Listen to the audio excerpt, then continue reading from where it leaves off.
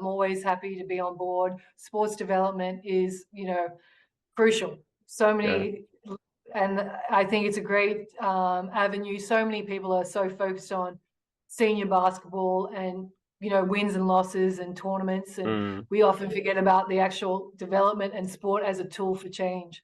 Good morning, good afternoon, and good evening, viewers. It's a great honor having you here as your host, Jermaine Odhiambo. And you can see who's with us today, Trailblazing champion of Africa.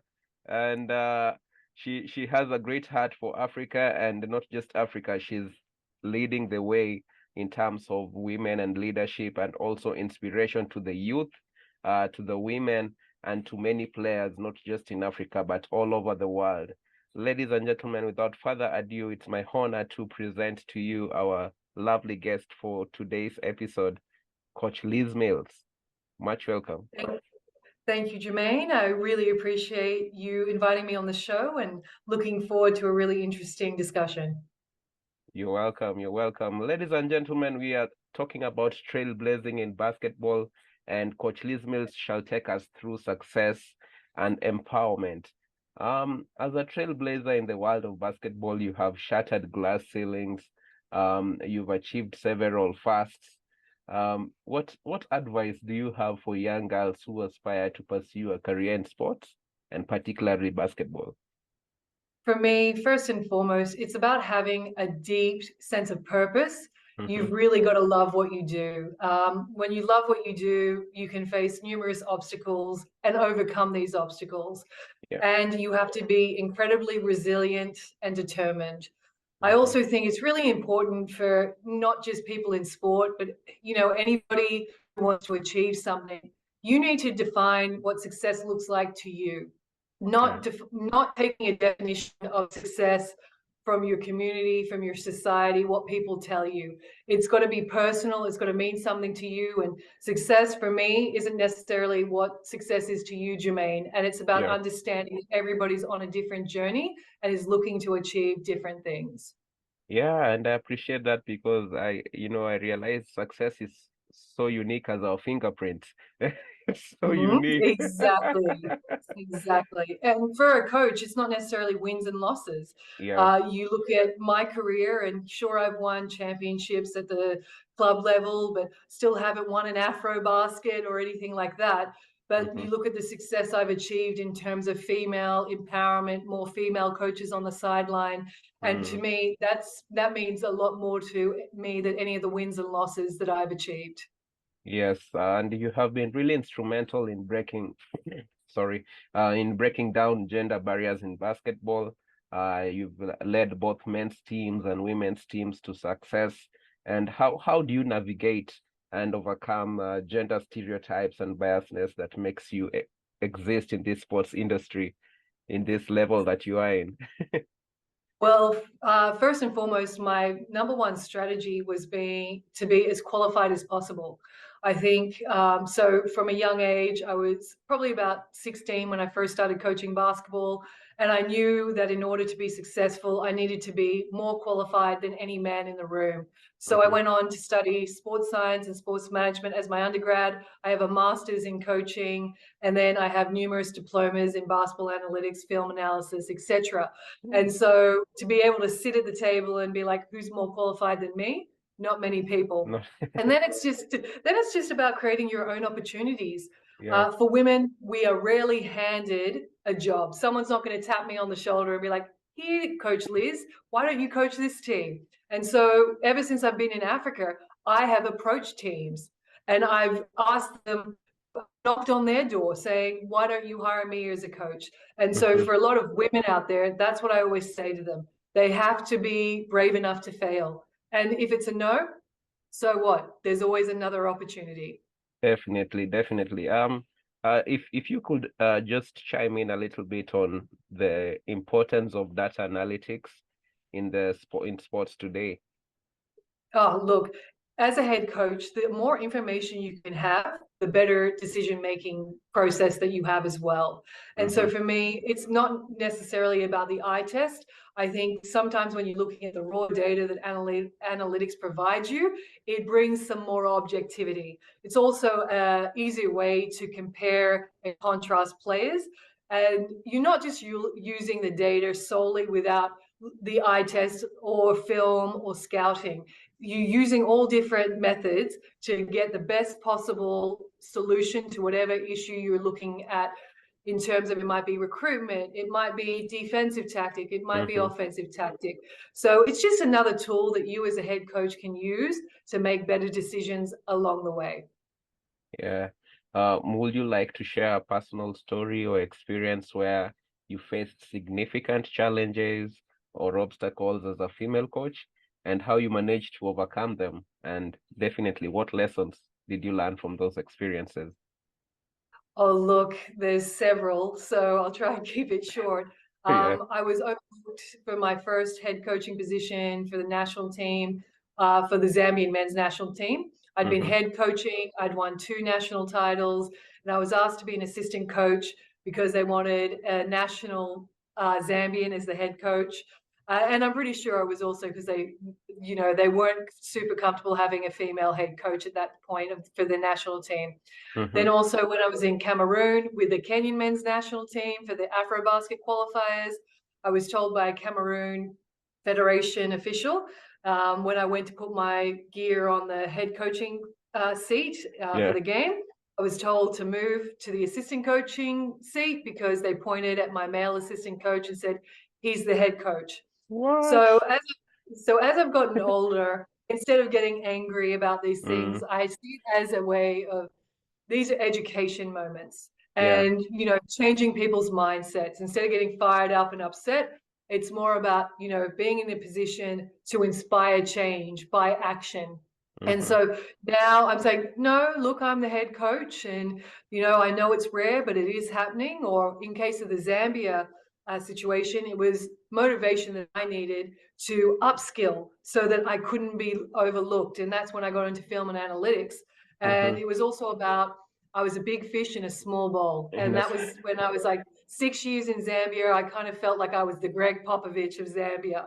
And it was a good reality check for me to go out and continue learning and becoming a better coach. And that's when I moved on and I coached in Rwanda and then Cameroon and et cetera, et cetera. Et cetera, et cetera, yeah. So in your coaching journey, what strategies or initiatives have you implemented to promote inclusivity? I know you've mentioned a few about, that being an opportunity or an avenue to learn, to teach people or to, get to let them know, educate them on a few things. How have you promoted inclusivity, encouraging more girls to participate in basketball or in sports in general? So my twin sister and I have launched the Global Women in Basketball Coaching Network, which is a safe environment for female coaches all around the world to engage, empower, and elevate each other to success. And so this is a project that we're very passionate about, and it's encouraging not only beginner coaches, but intermediate and elite coaches to all intermingle and engage with each other. Because as a female coach, we often feel like we're operating in silos and we don't see many of us around. So this community allows us to engage with each other and as a way, educate and empower each other to success. I'm also part of the BAL for Her program, which is a BAL initiative that encourages girls and women to participate in all aspects of basketball, not only just coaching or officiating, but also in terms of management and administration. Yeah, so we also have a series on siblings in sports. I see your twin sisters in sports as well. Looking forward to hosting you once again on siblings in sports. So Most the representation of women in leadership roles within the sports industry is still limited, though it's getting better. What do you think needs to change to encourage more women to pursue coaching and other leadership positions? One, I know you've mentioned, you are overqualified you need to prepare and actually be qualified for those positions so that it's not just handed to you. What more can you add on that? I think in terms of, let's look at the basketball ecosystem specifically, Mhm. federation need to actually provide opportunities for girls and women in terms of playing, coaching, and administration. Mhm. The FIBA, our international governing body, has pillars regarding female inclusion, diversity, and opportunities. So it's actually up to federations to go and engage girls and young women and find out what kind of opportunities are they looking forward to. Now, often women, specifically young girls, young women, are a bit tentative about, pursuing careers in sport. So it's up to federations, NGOs, schools, governments, every sports ministries to find ways to encourage these women. Because once you have a base of grassroots, let's say coaches, that's going to move up the ladder. So we have grassroots coaches who turn into intermediate coaches, who turn into elite coaches. Yeah. But at the moment, we've got a very small foundation. And it's about providing encouragement and incentives for these girls to be engaged in sport. And probably one might ask, how does one join your organization, the one you have with your sister? It's super easy. All you have to do is request to join our Facebook page. We specifically made it a Facebook page because we know, Africa, South America, some places in Asia, it's difficult to get online or have data to get on to, high definition websites. So we started off with a Facebook page. It's as simple as searching for the Global Women in Basketball Coaching Network, request to join, and I'm pretty sure we'll accept. Awesome. Yeah, you've coached both national teams, club teams, and your success is evident in your achievements. Can you share some insights into the similarities and differences in coaching men's and women's teams, if there is any? Now, look, I haven't coached a women's team in 12 years, so it's hard for me to compare. But I'm actually really excited because I'm going to be coaching the BAL for her women's team Africa in a tournament in Canada next month. So this will be my first women's African team. So I could probably answer this a little bit better, next month. But generally speaking, when it comes to tactics, basketball coaching is basketball coaching, regardless of male or female.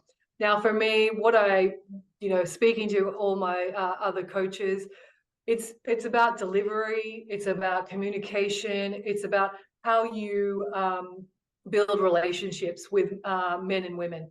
And for example, women care more about those personal relationships and getting to know you one-on-one, whereas men are a little bit more X's and O's, let's talk basketball, and wanting to improve that way. But I've got to say, regardless of gender, it's all about how you build relationships with that person.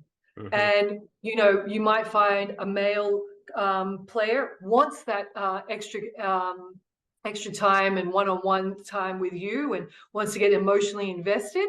And you might have a female player who's all business and just wants to come and X's and O's. Yeah. So I think when we talk about gender, we've got to make sure we're not being very generalized in our assumptions. And at the end of the day, it's all about that individual as a person. Yeah.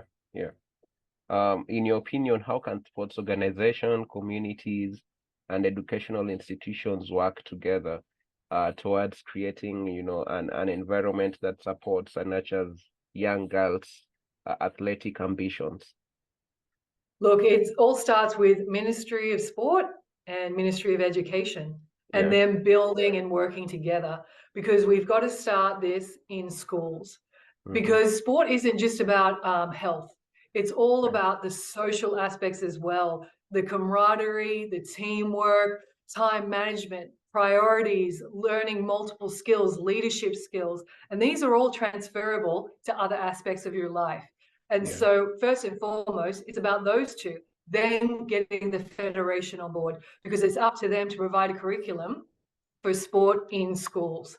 And I think that's probably, in the most simple way of explaining it, it starts with those three institutions. They've got to work together. They can't operate in silos. And it's once we build mini basketball in, let's say, Kenya, we start in primary schools, then you develop high school basketball, university basketball, then national leagues. I think that's what you see in countries like Australia, France, etc. That's how we've built our programs and developed long-term athlete development programs. Yeah, yeah. Um, Great people are made by also mentors who help chisel them.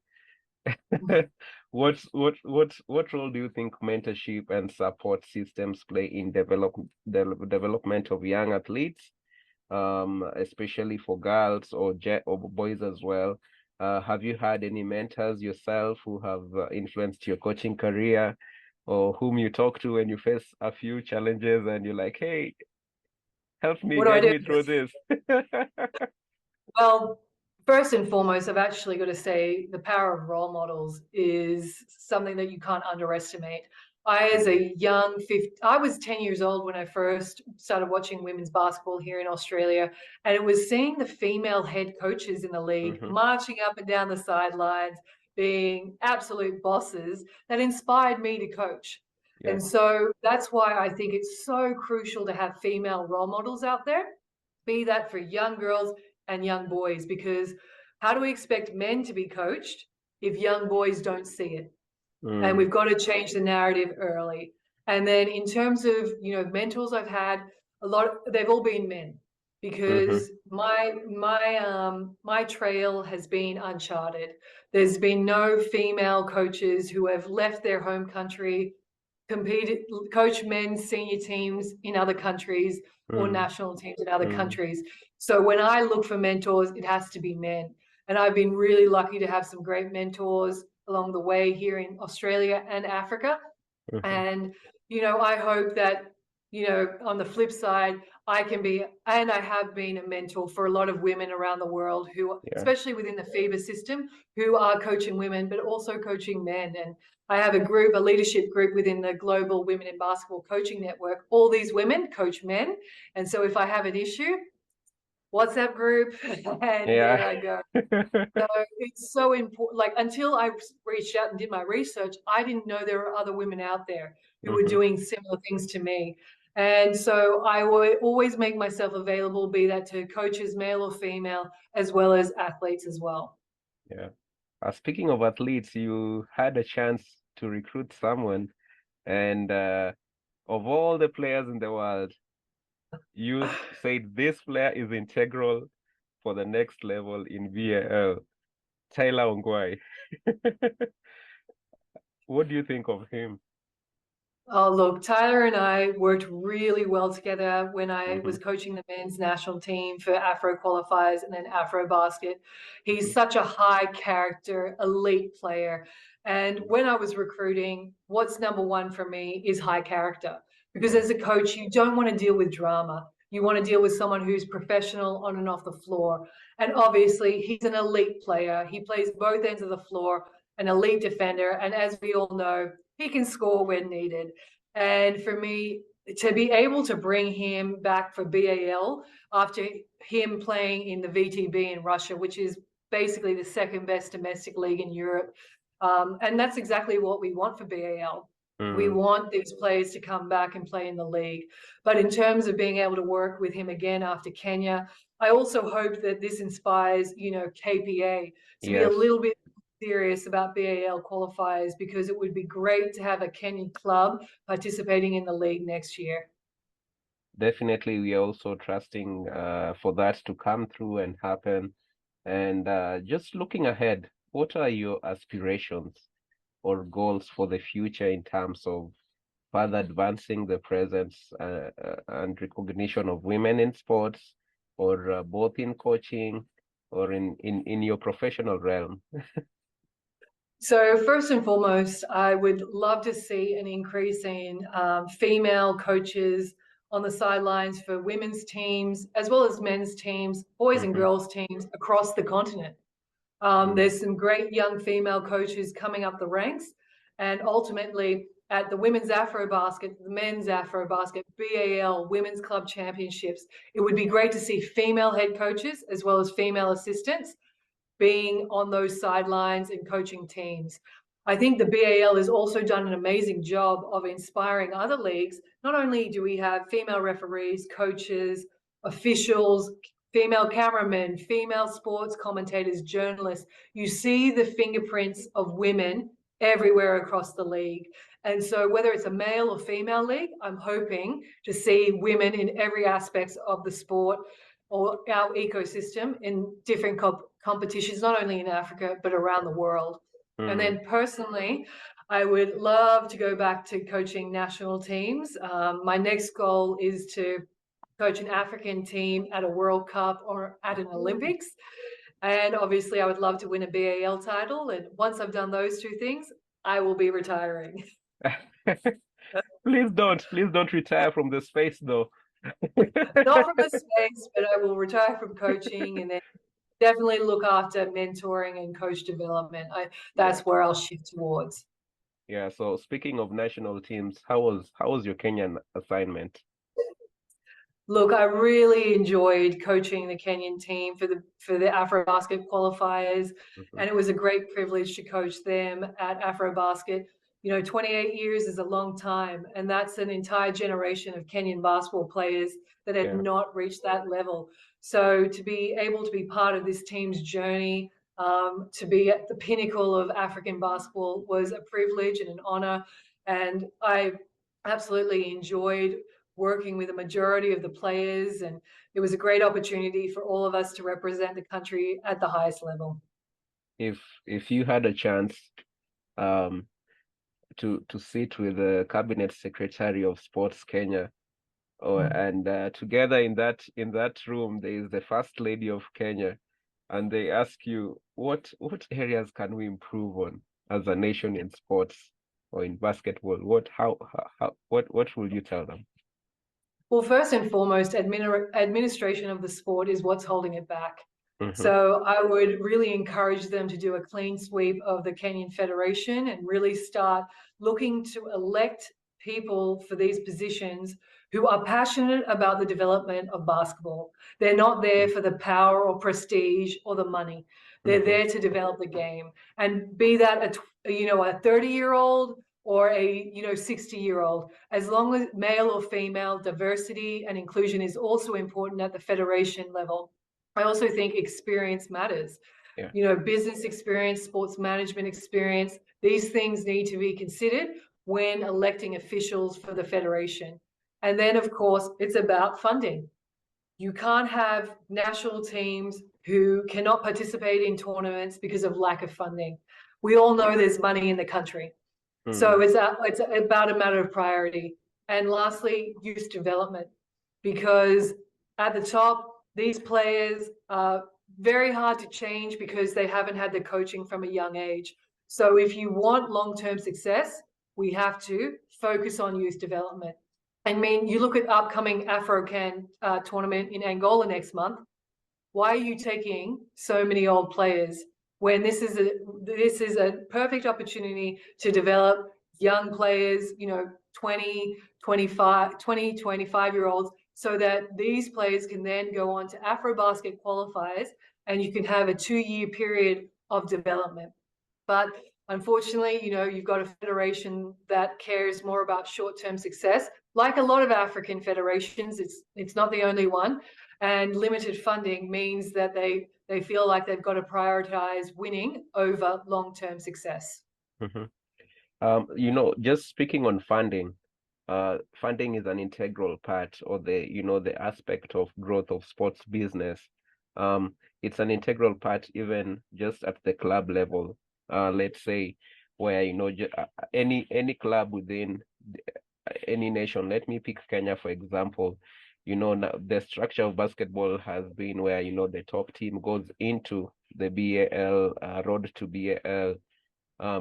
What advice can you give sports clubs across the continent on how best they can be able to create a structure of sustainability of funds and growth of funds within the club, to be able to do 1, 2, 3 things, to be able to get exposure even for international friendlies before maybe getting to such things? Well, first and foremost, it's about the administration of these clubs. Can the club president, can the boards vouch for their credibility and accountability and be transparent? because at the end of the day, a lot of sponsors aren't going to join basketball clubs because of their poor track record.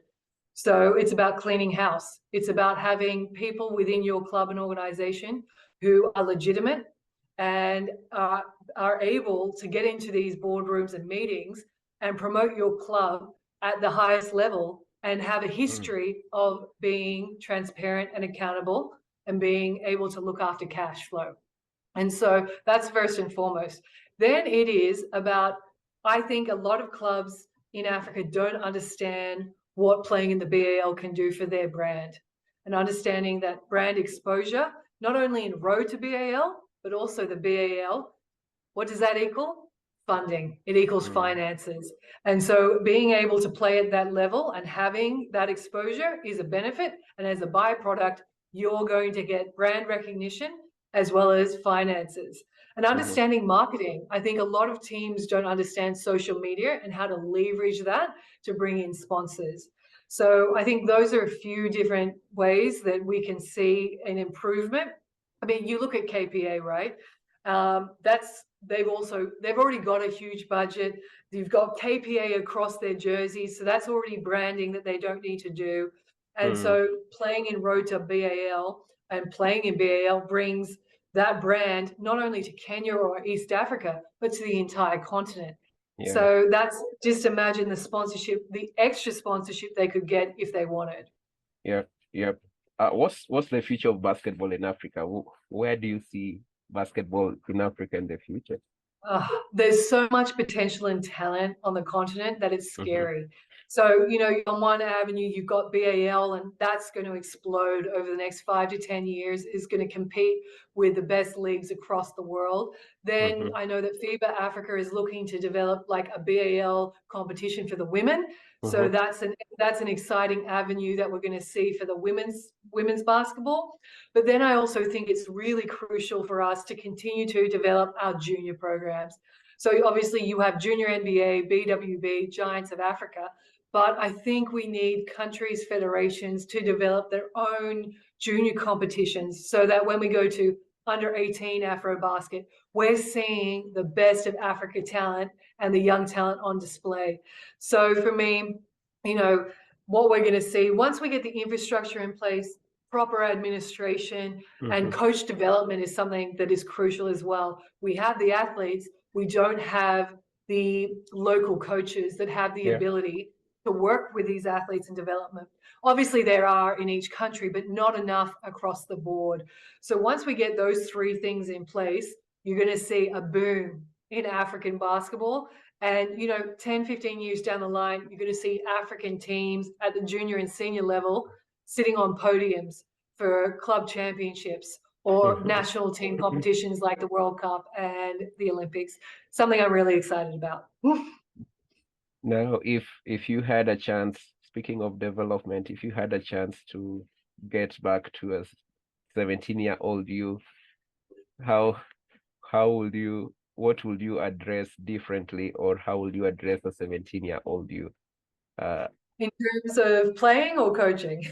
In terms of just generally playing, and also coaching, if you have the foresight of coaching at 17. I don't know.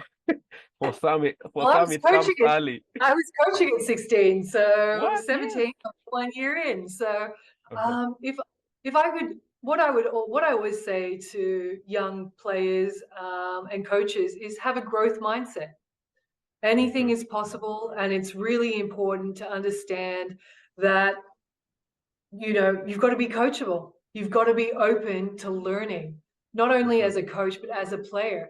And if you can absorb as much knowledge and information from your coaches, your teammates, and any other avenue, you are only going to be better, not only as a player or a coach, but as a person. So I always advise, have that growth mentality, and you're going to go far no matter what you choose to do. Yep. On to the quick fire segment, as the clock is ticking right here. Your best sports documentary? Last Dance. Really enjoyed it. Your best sports athlete? Tough one. Oh, I've coached? Probably Abdullahi Haruna. I've really enjoyed working with him. Uh-huh. Your best sports recovery method or equipment that you used while playing or as a coach that you can advise? Look, for players, I really think it's all about, active recovery. Make sure you do stretching, make sure you ice bath, and then above all, sleep. Sleep is the most important aspect of recovery. 8 hours, especially when you're in tournaments playing back-to-backs, that's the most important thing to recovery. Yeah, and maybe if you can just as we finish, if you can highlight the importance of recovery in Oh, sports performance and all that. You oh, have you and have look, yeah. you have So eight from minutes, so you can just take it away. 8 minutes. Sorry. Yeah. Oh, good. Look, for me, first and foremost, the most important thing about recovery is that's your body's opportunity to adapt to training, to workload. And so if you're not looking after your body physically and mentally, you're not going to be able to adapt and get better. And so what I always advise to athletes, things like, as I've already said, active recovery, that's stretching, that's a walking cool down, that's an ice bath, and then it's nutrition as well, making sure you eat within half an hour to an hour after training or a game and making sure you're really hydrated. And then it's those 8 hours of sleep. And it's Mhm. important then following up the next day that load management is really important. It's something that I find is still developing in Africa. Yeah. Often we have coaches, especially local coaches, who run teams like they're in the military. And so it really actually stifles Mm. development and improvement. It's also psychologically or mentally draining if you can't ever recover. And so we see athletes burning out and become less coachable. So for Yeah. me, it's really recovery is basically how you get better. Yeah. Yeah. Coach Liz Mills, we appreciate you. It was a great honor having you here at Wima Sports, and we are cheering for you, and for God to give you more grace and time on earth, so that you can get to achieve your divine purpose here, even as you continue coaching, as you continue doing what you do. We'll stay in touch. We are looking forward to also the interview with your sibling and your twin. So Well, we'll Jermaine, yes. well, Jermaine and Wima Sports, thank you so much for having me. Look, I've always got a soft spot for Kenya and I always loved my time there. So thank you so much for inviting me on the show. You're welcome. You're welcome. Viewers, indeed, was a great honor as well having you here with us. And as always, your host here at Wima Sports, Jermaine, signing out. Until next time, salute.